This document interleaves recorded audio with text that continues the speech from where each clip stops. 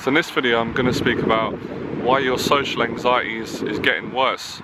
So your social anxiety isn't improving. I'm quickly going to give you a very quick brief background story about myself in case the first time you've come onto my channel.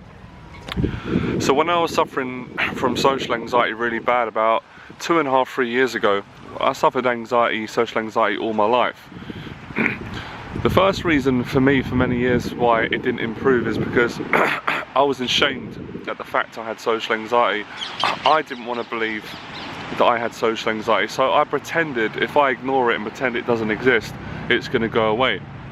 But of course, the reality, the truth is, it's not going to go away, it's going to get worse. So my fear was people.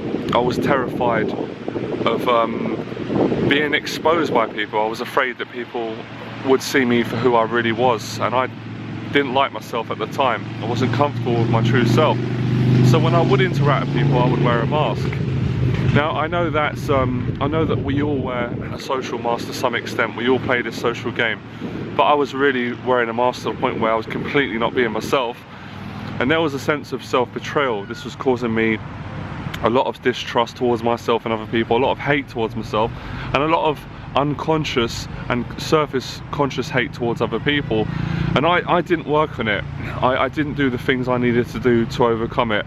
And social anxiety is a thing where if you have social anxiety, you know exactly what your problem is, and you probably become very intellectual and very smart at obscuring the problem and the common things in psychology, which I did: rationalization, escapism through addictions, subpersonalities, protective personalities, and all these things. What they do is they give you some temporary relief, but they make you feel worse. So it's just like taking drugs, for example, cocaine or smoking weed or anything, any substance that alters your state, that is not a natural state of consciousness or state of yourself. It will temporarily make you feel good, it will take away the pain.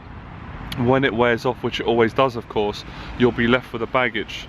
And the way I used to feel was disgusting. I used to feel ashamed, I used to feel rejected, I used to feel confused, I used to feel deeply or manically, if that makes sense, depressed. So for me it got to a stage in my life where I couldn't take it no more. I'd had enough. I had suicidal thoughts, I didn't want to live. And I got to a feeling where I couldn't trust anyone, I couldn't trust myself. I felt like I couldn't trust my family, then I felt ashamed, I felt confused by all these different feelings. So I started to work on my social confidence. The first area I went to was women. That was a big part of my happiness, my self-esteem. As a man, obviously, if you're a woman watching this message will still apply to you. So that's the first area I started to delve in to really improve my social confidence. One of the mistakes I made, and I was quite smart at tricking myself, I wasn't my true self when I was speaking to women, and I got quite good at attracting women in a different personality. But it's kind of weird at the time, you're probably doing this. I had rationalized so deeply, so smartly, that my social anxiety, I didn't want them to see me insecure, or at least that's what I perceived myself to believe. So I created lots of separate personalities, and those personalities actually helped me to not overcome my social anxiety but to hide it. But of course it was the same thing. So when I got good with women, I got good at sleeping with women at the time, I got good at meeting women. I was obsessed with meeting women because when I was younger at school, it was hard for me. I always thought I was unattractive and ugly and women didn't like me because of some things were said to me when I was growing up, and little things that you collect along the way of your childhood, and these created a lot of voices in my head. And that's really what social anxiety is. It's actually an illusion, it doesn't exist, but it's a fear, it's a psychological fear, and it creates a story, and that story has a tormenting voice. It's a daily voice if you don't work on it. So lots of people I work with when I coach on my 6 weeks program, and I work with over Skype, and that write to me, some of them are at different stages, but the common stage is where they are interacting with people, they are being perceived to be confident, but deep down they're not confident. So they're faking confidence, they're doing what I did. Men do it, women do it. And in faking confidence, it's getting them through life, and it may be helping them to achieve things. So maybe they're making money in their business or the job that they work at the company. Maybe they're having sexual intercourse with lots of different women. If you're a woman, it could be the same for you. You could be seeing different men to escape pain. But they're not happy, and I know how this feels because I did it for years. So they're not happy, even at the cost of getting what I call societal, what's the word I'm looking for? I'm trying to explain the societal validation. So there's lots of sort of kind of unwritten or written rules we have in society that are perceived to be success. So when I was going out sleeping with lots of women, lots of men loved that about me, lots of people loved that, but did they really love it? And that's a good question. And I thought people liked that about me, and I thought like that about myself, but I didn't like that about myself. I didn't like the fact that I was a liar. I didn't like the fact that I was going out and I was lying to people. I was lying because I was wearing a mask, and I was lying to myself. So at the moment, this is something I see with a lot of students I work with at the earlier stages, and this is the conversation I have. I say, look, I've made these mistakes, so you certainly know I'm not judging you. I want to help you through this, but I've overcome this. You've got to straighten yourself out. You've got to get congruent in your life. You basically got to be honest and stop messing around, because you're being dishonest in every area. So this is why your social anxiety is getting worse. Does that make sense? So on the conscious level, on a certain perceived level, when I was doing all this stuff, lots of people didn't know I had social anxiety at that time. This is about approximately 3 years ago. And then if we go further back, we could say 10 years ago, lots of friends, childhood friends growing up said, I thought you're a really confident guy, Johnny. You always strike me as someone that was confident. You're really manly. You seem forthcoming. But that was all an act. That was all an act. That was all at the cost of me suffering on the inside. So when you think about it, I was really silly. And maybe you're playing silly buggers at the moment because you're doing things to please other people. You're doing things to make people believe that you're confident, to please them at the cost of suffering on the inside. Suffering on the inside is the worst kind of suffering. There's no doubt in my mind about that. I've been through all, like we all have. I'm not saying this like I'm the only one who suffered. We all suffer. This is life. I've been through all types of suffering. I've suffered the consequences of being a people pleaser, which is very painful on the inside. Yes sir, no sir, free bags for agreeing with people. I've suffered the consequences of being a violent person, of bullying people, of hitting people, of completely flying off the handle, losing my temper when it wasn't really the right thing to do. I've suffered ruining relationships with women that I've been in love with because I was frightened that they would abandon me and reject me, and at some point find out I'm not the man that they think I am, or not the man that I've convinced them that I am.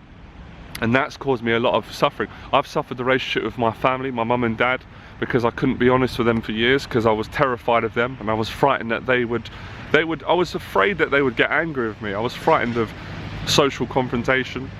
I had a deep-rooted psychological fear that I was irrational and psychotic, that my family didn't like me, that they were jealous of me, and that they didn't like me and that wasn't true. That actually wasn't true, but I made that true by keeping this game going, because obviously no one fully knows everything about you, what's going on. We like to say, even I like to say it sometimes, I say I'm a teacher and I can really sense people, I can see where people are at, but sometimes we don't know where people are at.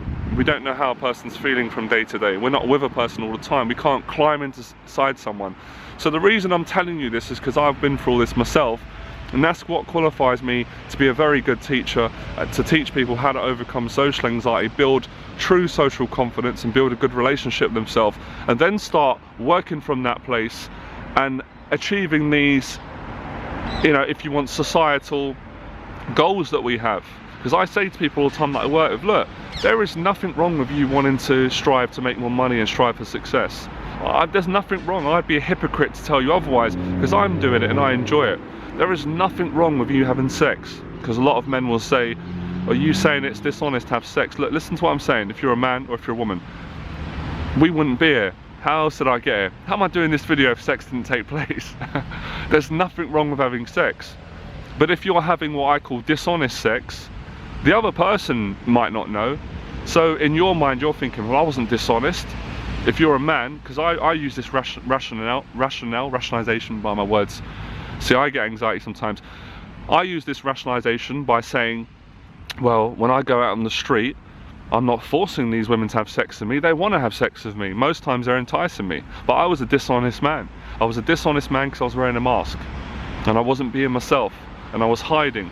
I was hiding in different personalities. And occasionally I'd come out and be a little bit myself. But I was hiding all my life. So I was dishonest to me. So when I say to students, you are in pain at the moment because you're dishonest, you're not congruent.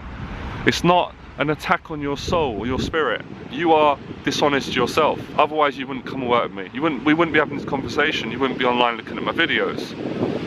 But you can change this. That is the most exhilarating, exciting, inspiring thing, that you can change it.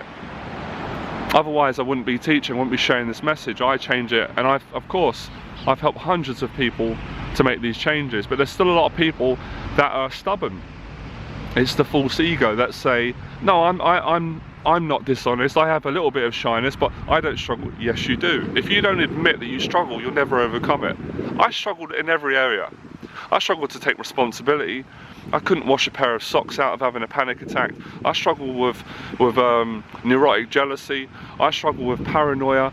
I struggled with violent outbursts. I struggled with anger. I had every type of personality disorder that's known to man. I had all these things. And I was deeply ashamed about these things, and I struggled with not being able to trust people because I didn't trust myself, and my behaviours that I kept putting out were reinforcing I can't trust anyone. So I say to people, the first person to trust is yourself. The first relationship, the first person to fall in love with is yourself. The first person to, this doesn't make sense but I'll say it anyway, the first person to give money to is yourself.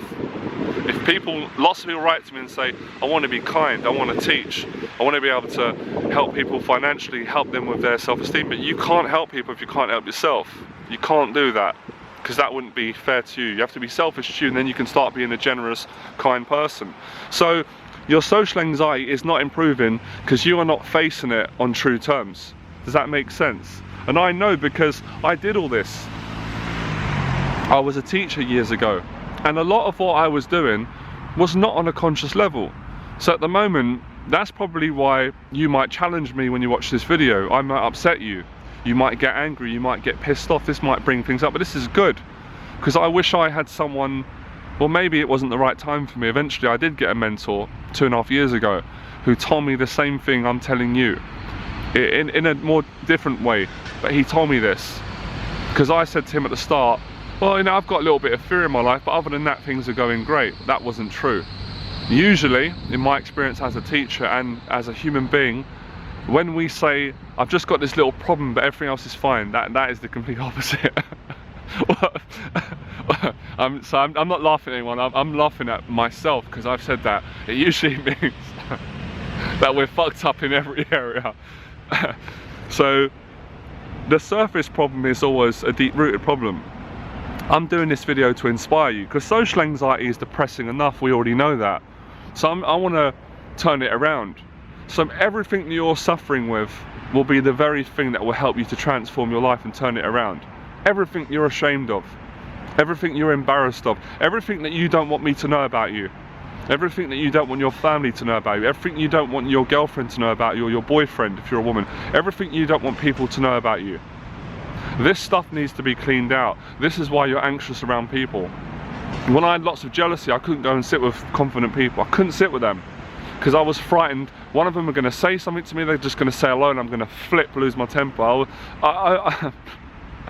Oh man, I'm ashamed. I was a danger to myself, and I was a danger to society, and I really mean that. And the reason why this continued for so many years is because I felt hard done by. Because my dad bullied me growing up.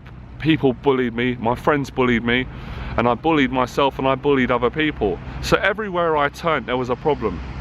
I didn't realise that I was a solution. I was looking for validation from my dad, from my family, from people that bullied me. I tried to get validation from women, and no one can validate you like yourself.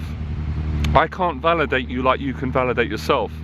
Or we can go one further, no one can validate you like God.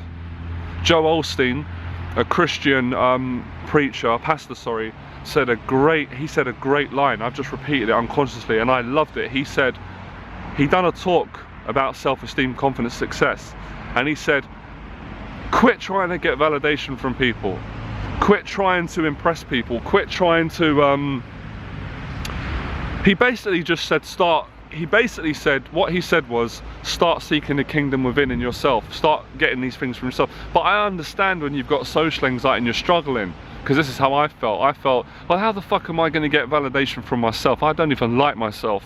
I don't feel any love. I feel numb. I feel full of anger, full of jealousy, full of rage. How can I love myself? So I'm telling you now, I keep telling people that I work on my 6 weeks program, you've got to be honest. You've got to stop pornography. You've got to stop bad mouthing people behind their back. All these little bad behaviors that you do every day and you don't realize you're doing it. You've got to stop taking drugs, if that is an escape and addiction. You've got to stop cheating in your relationships. One of the most common thing I've seen with myself, I put my hand up, as an ex-addict, an ex-cheat, an ex-liar, social anxiety, all that other stuff, cheating in relationships. And you're not cheating because you're a cheat. That's not your true self. Your true self's not a cheat. You're cheating because you're frightened. You're cheating because you think that you won't get love anywhere else. That's not true. You'll get the love in yourself. And I know it's almost an insulting line to keep saying love yourself, but you'll get the love. You'll get the love through connecting with your honest self. It takes a lot of courage. You've got to do it gradually. And guess what? Guess what? It's not a fucking comfortable practice. Sorry my language, I'm passionate today. It's not a comfortable practice. It's not supposed to be. There's no quick fix. If there was a quick fix, I'd be a millionaire. I'd be a millionaire if there was a quick fix, because I would have took it myself and I would have taught it to everyone I can who's got social anxiety. There is no quick fix of social anxiety, but it is achievable and possible to overcome it. And I help people to do it with 6 to 12 weeks, but you have to put the work in. You've got to dedicate your whole life. You have to dedicate every single minute of every day to overcoming this. I'm telling you the truth. I'm not bullshitting you. I'm not saying that you're just going to do it in one day or buy one product. Even though I sell a 30-day anxiety product, that's going to help you. Even with a mentor, you have to work your ass off. You have to want this more than anything. And I promise you, when you overcome it, you'll be so glad you went through it. All the pain, all the suffering. And I said to you, fear is an illusion. Every time you face fear, you get the reward of self-love. The way we get self-love is facing fears. That's it, that's it. Why am I trying to make this sound more complicated than it is? I'm trying to be too much of a good teacher. You face your fear, and the currency is self-love. If you don't understand that, I'll make it very clear to you. Let me stand up. I want a girlfriend. I want an attractive girlfriend, right? This is what most members say. I'm no different. I want an attractive girlfriend, and I want an attractive girlfriend now. I'm sick of seeing other men do very well. What have they got that I haven't? All right, you want an attractive girlfriend. You've got to go make it happen. How are we going to make it happen? You have to get the jealousy out of us. You're not going to get an attractive woman if you're full of jealousy. She's going to sense it. She's going to see it when she goes out of you, and you're going to lose her. That's the truth. I know this isn't nice to hear, but it's the truth, and I'm not in a small talk mood today. You want to get a girlfriend, right? You're going to have to get more confident being around women. You're going to have to develop yourself. Guys will say, I want to make more money. I don't like my job. I had this years ago. I'm going to be really straight with you guys. I hated doing 9 to 5. And I don't look down on anyone that works. I respect everyone that works. I grew up poor. I was on job seekers allowance. I've done every demenial job you can think of. Postman. I worked on a market. I've sold shoes, retail, bar work, telesales, telemarketing, car boot sale, every type of job. I didn't enjoy it. I hated it. But I was very grateful for it at the time. I wanted to do what I'm doing now. I wanted to be a teacher, a life coach, a confidence coach, a writer, something creative. I had lots of ideas. I had to face my fears to do that. It was terrifying, but it was worth it.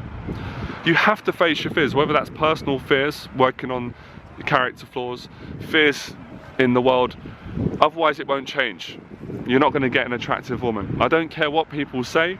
I don't care what the marketing says, you won't get it. So how I got successful women at the time, if you've been following me, you've known this, 8 to 12 hours a day. A lot of my students used to say, how do you do that? I wouldn't have the time. I wanted it. I was hungry. I was very insecure, very shy, very embarrassed. I wanted it bad. I couldn't deal with the excuses no more. Same with making money. People say to me, I'd love to do what you're doing. I'd love to change people's lives. You can't change people's lives if you can't fix yourself. You can't teach people what you haven't taught yourself. If it isn't working for you, you wouldn't be able to teach people. So everything I've taught I've taught myself. It's worked for me, or at least I'm struggling with it, but it's working, and it's working in a positive way. That's the word I wanted to use. So you have to make facing fears a lifestyle. Most of our society doesn't teach us. We're taught when we grow up to be afraid of fear, to fear change, not to face fear. That's terrible, because life gives you a reality check, and they don't teach us in school, and they should. Facing fear is part of being a man or a woman, and then it doesn't become an obligation. It becomes what's the word?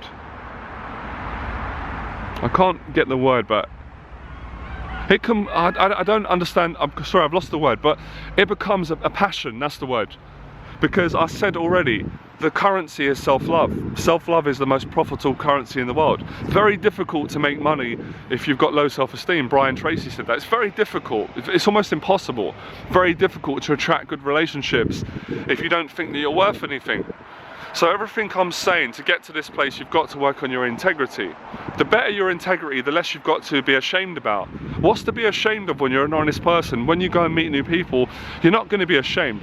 Now, of course, it's completely human to have what I call a healthy amount of social fear. Of course, we all get nervous sometimes when we go to new events. I'm a teacher. I teach people how to overcome social anxiety, and I get nervous sometimes if I go to new events. I'm meeting new people. I don't know what's going to happen. But at the same time, there's confidence there. There's a lot of self-esteem there, because I'm an honest person, I'm congruent, I'm living with integrity, and I like myself. But years ago, I didn't feel that way, because I was doing all these things that were dishonest. And the dishonesty comes in so many forms, like I said. So the good news is, if you start facing it and you start embracing the actual discomfort of facing fears, soon enough the discomfort will start becoming comfortable, and then you'll want to continue the process. This is the process I've used in every area of my life to become successful. Every single week, guys, I face fears. It's not easy for me to put these videos out. Sometimes I have voices, and I've got to work against my own inner voices, because I'm exposing myself all the time. But I'm exposing myself because it makes me feel good. It makes me feel good to expose myself and to share light, to share the light that's helped me, and to at the same time in helping other people. This is therapeutic to me. That's why I love teaching people, because it helps people and it helps me. Otherwise, why would I do it? And that's the whole basis of a relationship. You're going to love a person because you love yourself. It's very hard to give someone love if you don't love yourself, and you can't love yourself if you're misleading yourself, betraying yourself, being dishonest and wearing a mask. So we do it gradually. And that's another thing that people make a mistake. They have an idea that they're going to overcome all their fears in a weekend, and that's not true. Maybe the small ones.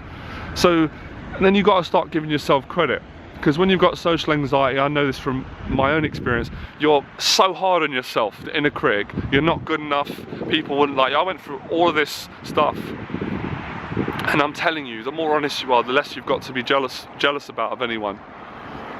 The more good you feel, the more socially relaxed. And at the same time, I'm going to contradict myself, it's okay to fuck up. I fucked up so many times, sorry my language, it's the Irish in me. I made so many mistakes. I did public speaking, I embarrassed myself, I dried up, I had to say I can't do the talk. It's okay to make mistakes. We live in a society that makes us feel we can't make a mistake. We can't burp or fart or just stutter. It's not true. All these mistakes lead to successes. Failure equals success. I'll leave you with that. Enjoy the process.